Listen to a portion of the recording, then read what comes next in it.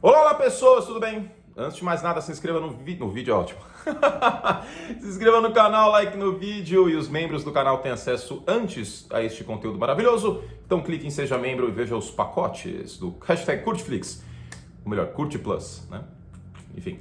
Gente, vou falar um pouco sobre a corrida de hoje. Não vou negar, não vou passar pano. Foi uma corrida monótona em relação a várias provas que a gente teve no Mundial de 2020, né? Esse Mundial tão atípico que teve a última prova em Abu Dhabi, como é comum, né? Nesse circuito modorrento, insuportável de Abu Dhabi, mas que foi no mês de dezembro, né? Até no final da corrida teve uma imagem do box da Williams que na foto do George Russell na parede tinha um gorrinho de Natal nele, né?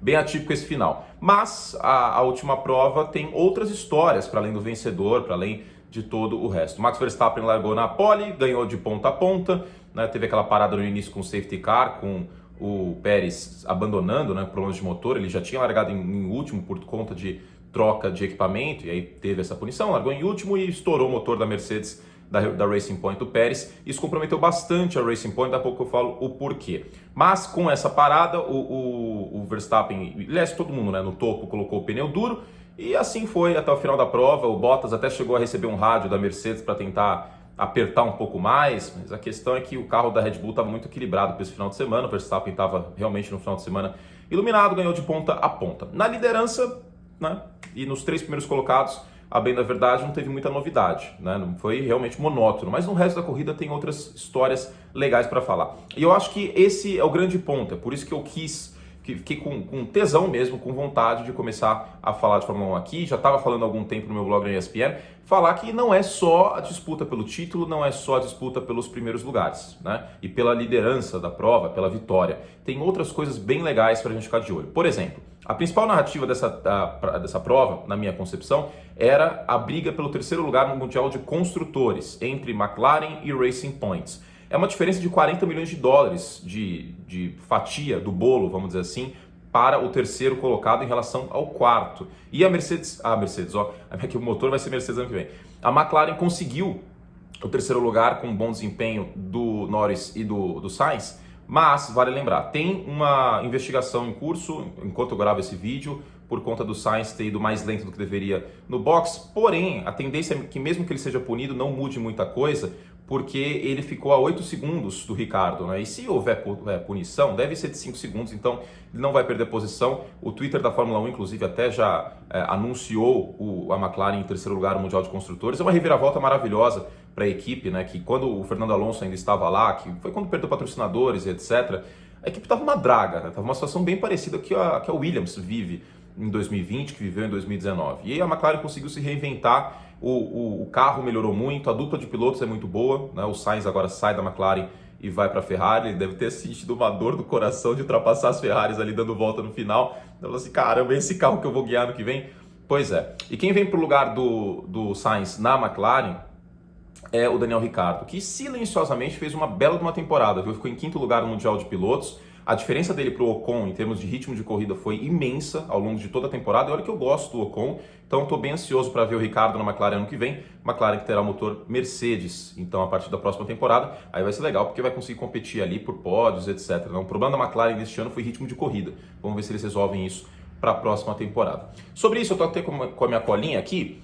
Piloto fez diferença nessa briga, né? Tenho aqui certinho, que eu não consigo entender minha letra às vezes, aí dá uns bugs. A McLaren terminou com 202 pontos e a diferença aqui foi bem grande em relação à Racing Point em termos dos pilotos, porque o Pérez termina em quarto no campeonato e o Stroll em 11º. O Pérez já largou em último, né, por conta da troca de componentes de motor.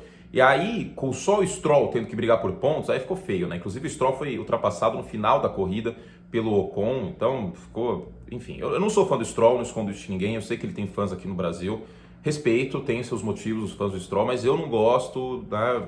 Enfim, pay driver, etc. Minha opinião, eu sei que é uma opinião até um pouco mais polêmica, mas não sou fã. E a diferença entre o desempenho do Pérez para o Stroll é nítida, né, ao longo de todo o campeonato, em ritmo de corrida sobretudo, e também na classificação final. Pérez quarto, como eu disse, o Stroll 11º.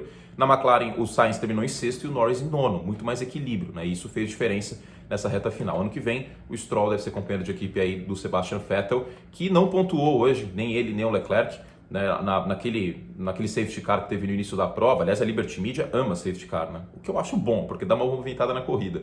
As Ferraris não pararam, o Leclerc estava com pneu médio, largou de pneu médio, já estava com desgaste de 2 voltas do treino, e o Leclerc acabou aí sendo ultrapassado muitas vezes. As Ferraris, enfim, competindo com a Williams no final da corrida, praticamente com o Russell, foi bem feio. E falando no final do grid, para terminar esse vídeo, Pedro Fittipaldi quase ficou na frente do Kevin Magnussen.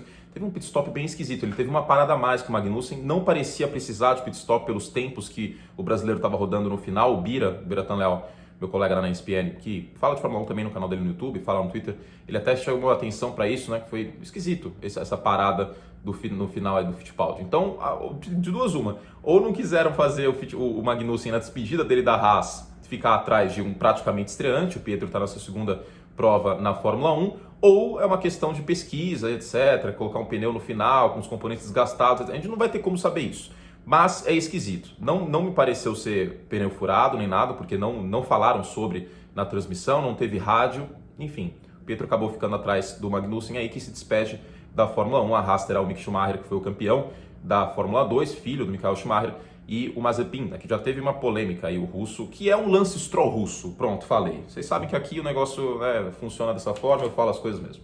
Gente, é isso, fizemos todos o que podíamos. Uma prova, como eu disse, um pouco mais monótona. Acho que o destaque foi essa briga da McLaren com a Racing Point pelo terceiro lugar no Mundial de Construtores. Bom para o Max, que conseguiu sua segunda vitória neste ano. A outra vitória tinha sido na segunda prova, lá em Silverstone, no meio do campeonato. E olha que coisa maluca, o Verstappen chegou apenas à 10ª vitória dele na carreira. Ele está há mais de 5 temporadas na Fórmula 1. Isso mostra o equilíbrio, só que não em termos de vitórias, né? Que era o que eu falei no início do vídeo. O Hamilton tem mais de 90. Então, e o Verstappen é um dos melhores pilotos da atualidade. É uma coisa muito louca como a Mercedes vai muito na frente, mas também pelo Lewis Hamilton. Faltando então algumas coisas para falar nesse final de 2020, início de 2021. Essa foi a última prova do campeonato. O campeonato volta em março, como tradicionalmente em Albert Park, lá na Austrália. Esperamos que isso aconteça no final de março, mas antes tem os testes na Catalunha e antes tem a definição de um outro vídeo que eu fiz, inclusive, de um tema, definição da última vaga da Red Bull. O Albon fez uma boa corrida hoje, terminou em 4º lugar e isso ajuda ele bastante. Vale lembrar que um dos acionistas da Red Bull é tailandês, pode ser que isso pese nos bastidores. Tem a questão também da academia de pilotos, manter o Albon reforça o comprometimento da Red Bull com sua academia de pilotos. E a segunda vaga da AlphaTauri, né, que deve ser do Tsunoda, que é piloto da Honda / academia de pilotos da Red Bull, e o nosso querido Kvyat também não fez muito por merecer no campeonato, e hoje também ele largou na frente do Gasly e ficou atrás do francês, tá bom? É isso, fizemos todos os que podíamos. Um beijo enorme para vocês, espero que vocês tenham gostado do conteúdo de Fórmula 1 que eu fiz esse final de ano, espero voltar com ele no ano que vem e também neste inverno da Fórmula 1 com a chamada Silly Season, né, que é a troca de pilotos, etc., embora tenha poucas vagas ainda disponíveis. Beijo para vocês, tchau!